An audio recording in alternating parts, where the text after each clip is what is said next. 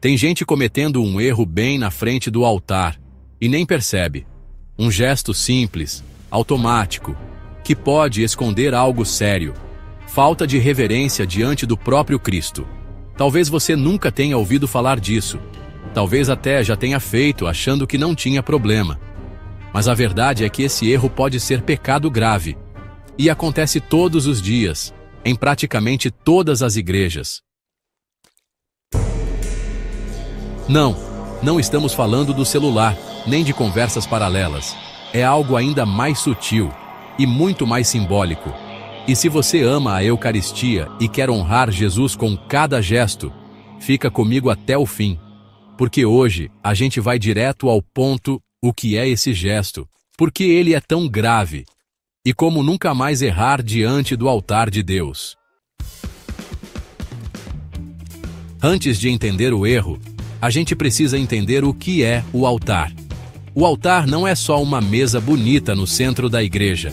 Ele é o lugar mais sagrado do templo, porque é ali que o sacrifício de Jesus se torna presente em cada missa. Não é teatro, não é lembrança, não é símbolo. É o Calvário se tornando real diante dos nossos olhos. Na nossa fé, o altar é Cristo Ele mesmo. O Catecismo diz com clareza, no parágrafo 1182, o altar da nova aliança é a cruz do Senhor. O altar cristão é o símbolo de Cristo.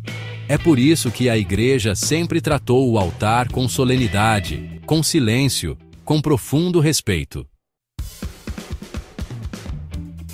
Pensa só, os santos se ajoelhavam diante dele. Os anjos adoram a Cristo presente no altar. A liturgia manda que o padre o beije, que o incenso suba sobre ele, que as velas sejam acesas em volta. Nada ali é por acaso. Quando você entra na igreja, a primeira coisa que deve te chamar a atenção é o altar, não o banco, o celular ou as pessoas. Porque ali, naquele lugar, está o centro do universo, Jesus, vivo e verdadeiro, esperando nossa adoração. E é justamente nessa consciência que o gesto de reverência se torna necessário. Porque se o altar é sagrado, nosso corpo precisa mostrar isso com atitudes concretas. Agora que você entende o que é o altar, eu preciso te perguntar: o que você faz quando passa diante dele? A maioria das pessoas entra na igreja, caminha até o banco e passa direto pelo altar sem nenhum gesto de reverência. Nada. Nem uma inclinação. Nem um sinal da cruz. Muito menos uma genuflexão.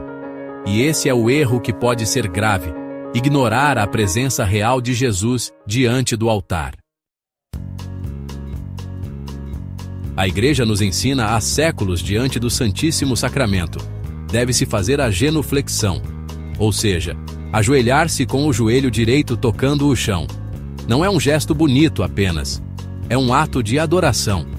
Mas muita gente nem sabe disso. E pior, acha que é exagero, que é coisa antiga, que só quem é beato precisa se ajoelhar. Isso não é verdade, é doutrina, é sinal de fé. Quando o Santíssimo está no sacrário, a genuflexão é obrigatória. É um gesto simples, mas profundo. Mostra que a pessoa crê que ali está Jesus Cristo, corpo, sangue, alma e divindade. Se o sacrário não está no presbitério ou se está vazio, a reverência pode ser uma inclinação profunda. Mas se Cristo está ali, ajoelhe-se. O problema é que, com o tempo, esses gestos foram se perdendo. Muita gente faz por obrigação ou de qualquer jeito. Outros nem fazem mais. Vão até o altar para servir, para cantar, para ler, e passam direto, como se estivessem indo até uma mesa comum.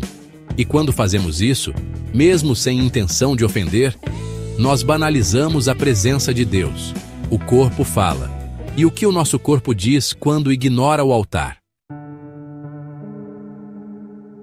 A resposta é dura, mas necessária.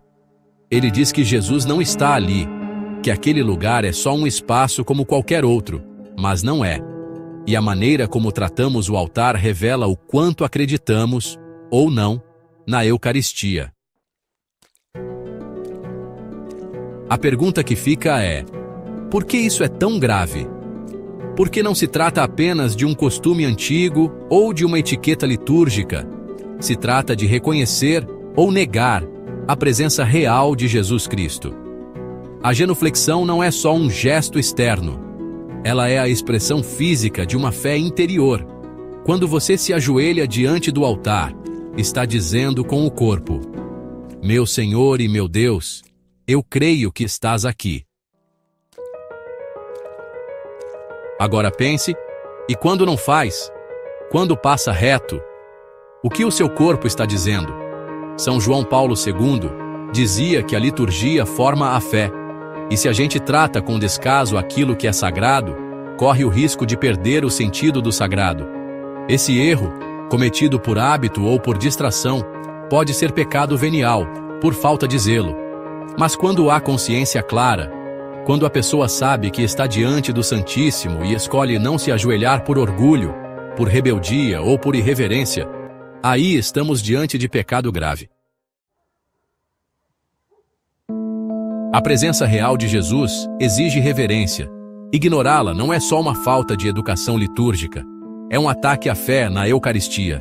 E isso não é só doutrina seca, é realidade espiritual. Os anjos se prostram diante de Deus. Os santos derramavam lágrimas diante do altar. E nós? Passamos correndo, mexendo no celular? Não dá para continuar assim, porque a forma como tratamos o altar mostra o quanto levamos a sério o próprio Jesus. A boa notícia é que esse erro tem solução, e começa com consciência. Se você aprendeu hoje que deve fazer genuflexão diante do altar onde está o Santíssimo, comece a praticar desde já. Não importa se nunca fez antes. Não importa se vai parecer estranho. O que importa é que Jesus está ali, e Ele merece a nossa adoração. Quando entrar na igreja, pare diante do altar, olhe para o sacrário e faça a genuflexão com calma e fé. Não é uma pressa de quem precisa cumprir um ritual. É um gesto de quem diz com o corpo: Tu és meu Deus, eu me prostro diante de ti. Se estiver com dificuldades físicas, joelhos, idade, dores, faça uma inclinação profunda com o mesmo espírito de reverência. O que conta é o coração que se inclina com o corpo. Mas não pare por aí. Ensine os outros com seu exemplo. Seus filhos, seus amigos, os fiéis ao redor. Muitas pessoas erram porque nunca foram ensinadas. E às vezes, um único gesto de reverência pode despertar a fé em quem estava dormindo. Lembre-se, a reverência é uma catequese silenciosa. E a gente precisa, mais do que nunca, de cristãos que evangelizem com o corpo. Cristo está ali, no altar, no sacrário, esperando por um gesto de amor. E às vezes, um simples ajoelhar-se pode ser o início de uma grande conversão. Talvez você esteja pensando: mas e se eu não consigo ajoelhar? A igreja, como mãe, sempre considera as limitações físicas. Se você tem problemas de joelho, coluna, idade avançada ou alguma condição médica, não está obrigado a fazer a genuflexão. Nesses casos, uma inclinação profunda é suficiente, desde que feita com fé e respeito. Também há momentos litúrgicos em que a genuflexão não é feita, como quando o padre carrega a cruz ou o sacrário, por exemplo.